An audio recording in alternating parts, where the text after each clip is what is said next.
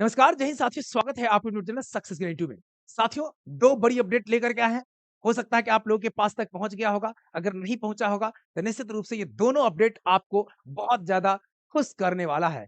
पहला अपडेट ये है कि आप सभी को ऐच्छिक स्थानांतरण की सहमति मिल गई है। ऐच्छिक स्थानांतरण का प्रोसेस क्या होगा? ऐच्छिक स्थानांतरण में किसको प्राथमिकता दिया जाएगा? ऐच्छिक स्थानांतरण के नियमों में कब तक बदलाव होकर के आ जाएगा? ये सारी बातें आपको जानकारी देंगे। ऐच्छिक स्थानांतरण अब होगा, यानी कि हो सकता है कि आप जिस प्रखंड का चुनाव करें, आप जिस पंचायत का चुनाव करें, उसी के अंदर आपको दिया जाएगा। यानी अब अनुमंडल वाली जो समस्या थी, उससे निजात मिल चुका है।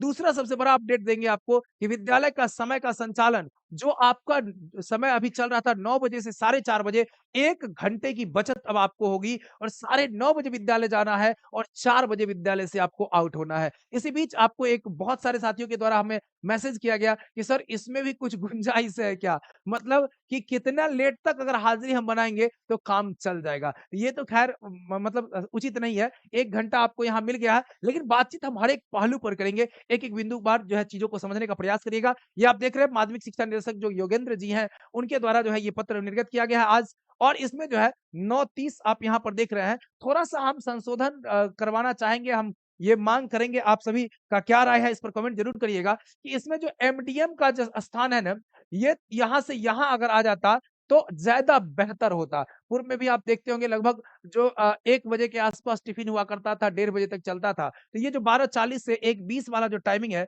ये अगर टिफ़िन के लिए चला जाता, ये मध्यांतर के लिए जाता तो ज़्यादा अच्छा रहता। सुबह में 4 घंटे लगातार क्लास हो जाता और सुबह का क्लास जो होता बहुत अच्छे ढंग से बच्चे जो है उसको करते भी हैं, बहुत अच्छे ढंग से जो है नहीं, घर से तरोताज़ा होकर के आते हैं, 3-4 घंटे अच्छी तरीके से कर सकते हैं। और यहाँ जो है 3 घंटे रख लेते बाद में और उसके बाद यहाँ खेल घंटी हो जाता, तो ज़्यादा अच्छा रहता। 4 पहले 3 बाद में हो जाता, बीच मध्यांतर हो जाता। लेकिन यहाँ क्या है 3 पहले 4 बाद में किया गया है। तो थोड़ा-सा ये जो है चूँकि कभी-कभी क्या होता है कि ये 12:40 जो 12 बजे क्या होता है कि कभी-कभी एमडीएम जो जहाँ पर विद्यालय के अंदर बनाया जाता है तो कई बार क्या होता है, किसी न किसी समस्या की वजह से विलंब हो जाता है और विलंब होने के बाद जो ये 1 घंटी दूसरे घंटी को भी क्या करता है, ओवरलैप कर जाता है, खत्म हो जाता है। तो कहीं न कहीं बच्चों के हित में अगर देखा जाए तो 1 घंटी ये मध्यांतर जो है यहाँ आ जाता तो ज़्यादा अच्छा है। बाकी आपका क्या राय है, आप कमेंट करके हमें ज़रूर बताइएगा। तो निश्चित रूप से आप लोगों के लिए खुशखबरी वाला समय है कि आप लोगों को जो है अब 9:30 में विद्यालय पहुँचना है।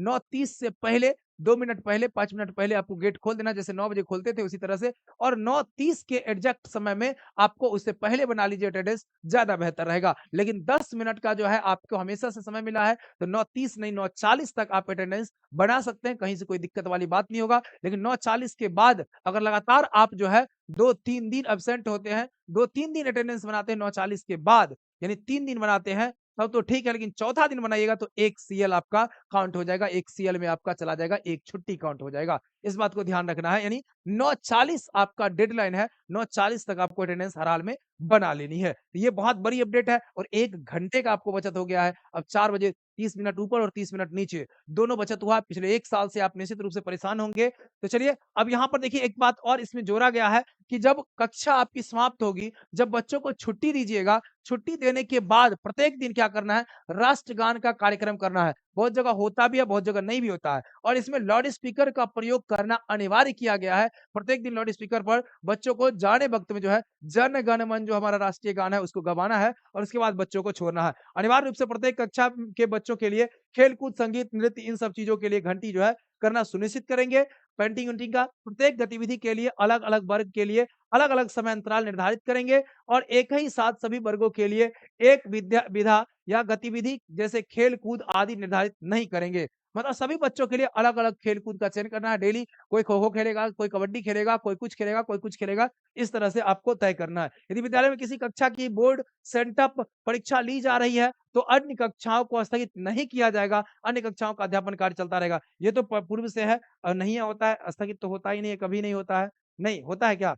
कभी नहीं होता है। अब उसी तरह से शनिवार को आपको जो है विशेष कार्यक्रम जो है आयोजित करना है शनिवार को, प्रत्येक शनिवार का जो खेल-कूद होता है, उन सबको आपको लागू रखना है, यही सब चीज़ें दी गई है। रूटीन बना लेंगे लेंगे शिक्षक उपलब्धता के आधार पर, प्रधानाध्यापक रूटीन बनाना सुनिश्चित करेंगे और रूटीन बना करके जो है बच्चों को गृह कार्य देना है और अगले दिन उसकी जाँच भी करनी है। यह भी शिक्षक का दायित्व है। रसोइया ये शौचालय वगैरह की सफाई जो है विद्यालय परिसर, बरकक्ष, रसोई घर एवं शौचालय आदि की साफ सफाई के निरीक्षण करने की जिम्मेवारी प्रधानाध्यापक की होगी। तो ये बड़ी अपडेट थी आपका। और दूसरी सबसे बड़ी अपडेट आपको दे देते हैं जो स्थानांतरण से संबंधित है। स्थानांतरण से संबंधित भी एक पत्र आया है। अब पत्र को थोड़ा सा पहले समझ लीजिए, उसके बाद इस पर हम विस्तार से चर्चा करते हैं। देखिए पत्र के अंदर ये कहा गया है। अच्छा एक चीज और बता देते हैं, देखिए अब यहाँ पे आप सभी साथियों के लिए एक बड़ी गुड न्यूज़ दे देते हैं कि सक्षमता परीक्षा 3.0 स्थानांतरण पर चर्चा करेंगे, लेकिन सक्षमता 3.0, सक्षमता 3.0 और प्रधान शिक्षक 2.0, प्रधान शिक्षक 2.0 के लिए आपके लिए जो है ऑफर में अभी प्रहार बैच शुरू हो चुकी है। प्रहार बैच लिख करके आप हमें मैसेज करें और 85 21 18 87 09 नंबर का प्रयोग करें।